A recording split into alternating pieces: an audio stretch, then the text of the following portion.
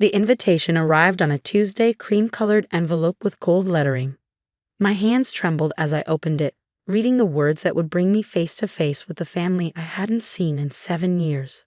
You are cordially invited to celebrate the wedding of Emma Catherine Anderson. My sister's wedding. Of course it would be perfect, elaborate, everything she ever dreamed of. Emma had always been the golden child, while I was the disappointment, the one who dared to choose a different path. My name is Olivia Anderson, and at 32, I was being summoned home for the first time since my parents had cut me off for refusing to follow their carefully laid plans for my life. The last time I'd seen them, my father had called me ungrateful. My mother had cried about the shame I'd brought to the family, and Emma had watched silently as they threw me out.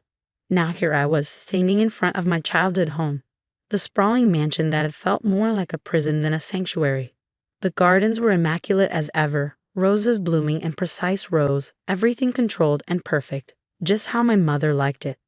Olivia, my mother's voice cut through the air as she opened the door. No hug, no warm welcome, just that familiar critical gaze. You're late. I checked my watch. I was actually 5 minutes early, but there was no point arguing. Some things never changed.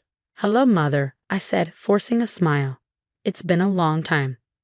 She ushered me inside, her heels clicking against the marble floors. Yes, well, that was your choice, wasn't it? But Emma insisted you be here for her wedding. Though I must say, your appearance isn't quite what we'd hoped for. I glanced down at my designer suit, worth more than most people's monthly salary. But of course, it wasn't the conservative dress she preferred me in 7 years ago. Now, she continued, leading me to the kitchen where caterers were bustling about. You'll be helping with the arrangements, making sure everything runs smoothly, helping the staff, that sort of thing. The wedding needs to be perfect. I stared at her, the reality of the situation sinking in. They hadn't invited me as a guest. They wanted me to be the help. Of course, I replied, keeping my voice steady. Whatever Emma needs. My mother nodded, satisfied with my compliance. Good. At least you can be useful. Emma will be down shortly. She's been so busy with the wedding plans. Her fiancé Thomas comes from an excellent family, you know. A merger between the companies is already in discussion. Of course it was. Everything in this family had always been about business, appearances, and social climbing. That's why they'd been so furious when I'd refused to marry the son of one of my father's business partners 7 years ago. Instead, I'd walked away from their money, their connections, their suffocating expectations. What they didn't know was how that decision had changed my life.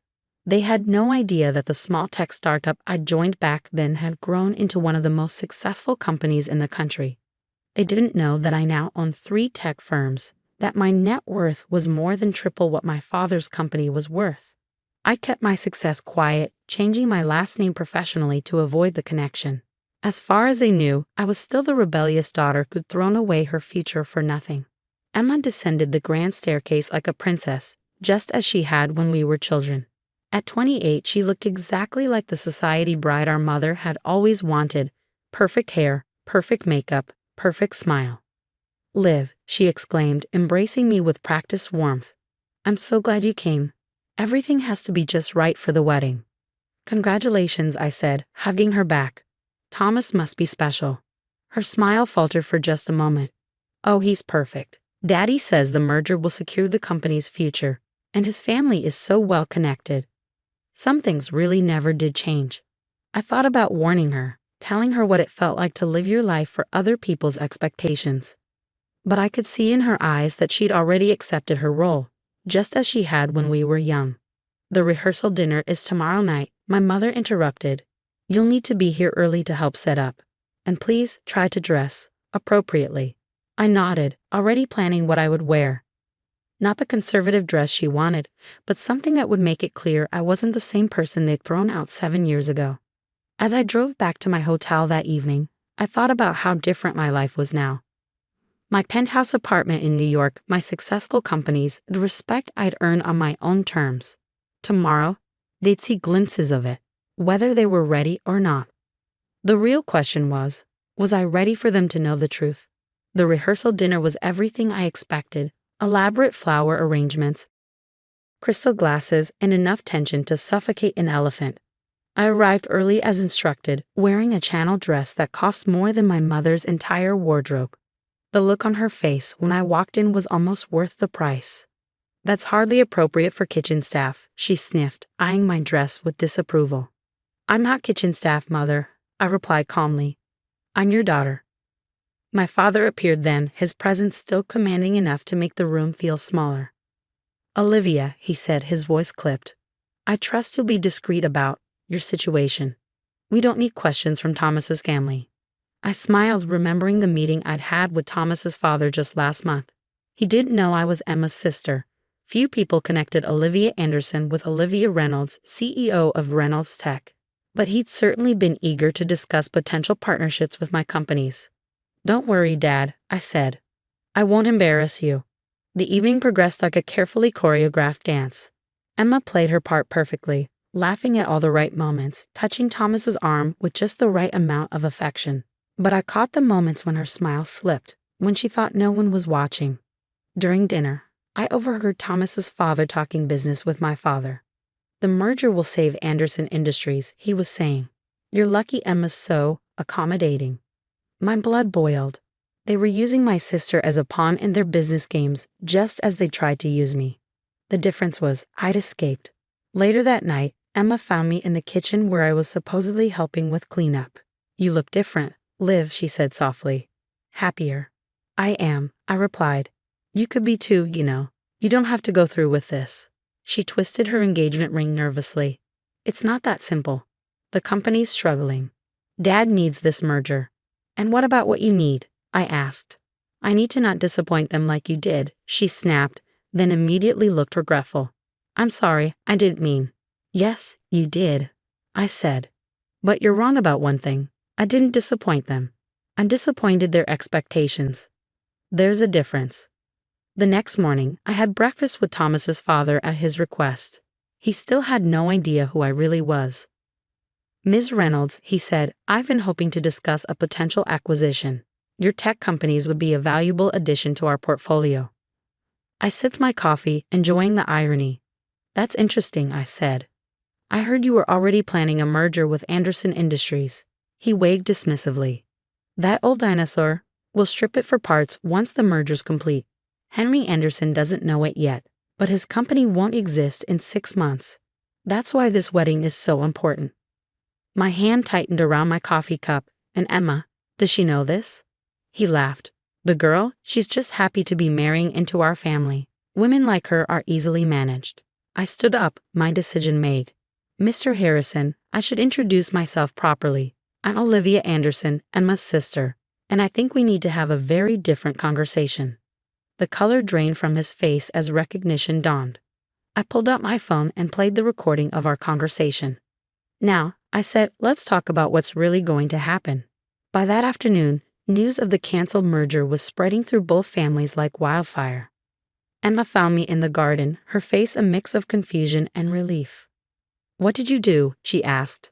I handed her the recording. I showed you who Thomas's family really is, I said. The rest is up to you. She listened, her hands shaking. When it was finished, she took off her engagement ring and placed it on the garden table. They're going to be furious, she whispered. Probably, I agreed. But you know what? Sometimes fury is better than a lifetime of regret. That evening, as chaos erupted in both households, I sat in my hotel room and made a phone call that would change everything. My father's company might be struggling, but it wasn't beyond saving, not if it had the right partner. It was time to show my family exactly who I'd become. The morning of Emma's would-be wedding dawned bright and clear. Instead of wedding preparations, both families were in crisis mode. I walked into my father's study, where he sat with his head in his hands, looking older than I'd ever seen him. The company's ruined, he muttered without looking up. Everything I built. Not necessarily, I said, placing a folder on his desk. I have a proposal. He opened it, his eyes widening as he read. Reynolds Tech wants to partner with us. But how? Why would Olivia Reynolds? Because I am Olivia Reynolds, I said quietly. I changed my name when I started my company. I didn't want any connections to the family fortune. I needed to prove I could do it on my own. He stared at me. Really seeing me for the first time in years. You're the CEO of Reynolds Tech? I nodded. 3 companies actually, and I'm offering to save Anderson Industries. Not through a merger, but a genuine partnership. We'll modernize your infrastructure, integrate new technologies, and create something stronger together. Why? He asked, his voice barely a whisper. After everything. Because you're my family, I said. And because I want to prove that success doesn't have to come at the cost of someone else's happiness. Emma found me later in the garden, where workers were dismantling the wedding decorations. Is it true? She asked. About your companies? Yes, I said. And you know what? I built them by following my own path, not someone else's expectations. She sat beside me, tears in her eyes. I've been so afraid of disappointing them that I almost ruined my life. I took her hand. It's not too late to find your own way. My mother was the last to come around. She found me in the kitchen, where I was supposed to have been helping with the wedding, and stood awkwardly in the doorway. Why didn't you tell us? She asked. Would you have believed me? I countered. Or would you have seen it as another way I was defying your plans? She flinched. I was wrong, Olivia, about so many things. The partnership between Reynolds Tech and Anderson Industries was announced the following week. The business world was shocked to discover that Olivia Reynolds and Olivia Anderson were the same person, but the story only added to my reputation. Emma decided to take some time to figure out what she really wanted. She moved to New York, started therapy, and eventually discovered her own passion for environmental law. Our parents struggled with the changes at first, but seeing both their daughters successful and genuinely happy began to shift their perspective. A year later, we all gathered for another family event, the opening of the Anderson Reynolds Innovation Center. As I cut the ribbon, I caught my father's eye. He nodded, just slightly, but in that nod was everything we'd never been able to say. I'm proud of you, he told me later. Not because of your success, but because you had the courage to be yourself. My mother, standing nearby, added softly, we should have seen it sooner. That evening, I stood in my old bedroom, now a guest room, looking out at the garden where I'd spent so many hours dreaming of escape. Emma joined me, looking relaxed and confident in a way she never had before. You know what's funny, she said. They thought making you help with my wedding was a punishment, but it gave you exactly the opportunity you needed to save us all. I smiled. Sometimes the best revenge is simply becoming the person you were meant to be. Now, at family dinners, there are no more discussions of arranged marriages or business mergers. Instead, we talk about dreams and possibilities, about building things that matter. My parents are learning, slowly but surely, that true success isn't measured by social status or bank accounts, but by the courage to live authentically. And me? I'm exactly where I'm supposed to be, successful on my own terms, helping others find their path, and finally, truly part of a family that sees me for who I am. Sometimes I think about that wedding invitation, about how they tried to diminish me by making me the help. They had no idea they were giving me the perfect stage to show them exactly who I'd become. But more importantly, they had no idea that their attempt to humble me would lead to healing wounds that have festered for years. Sometimes the best endings come from the most unexpected beginnings.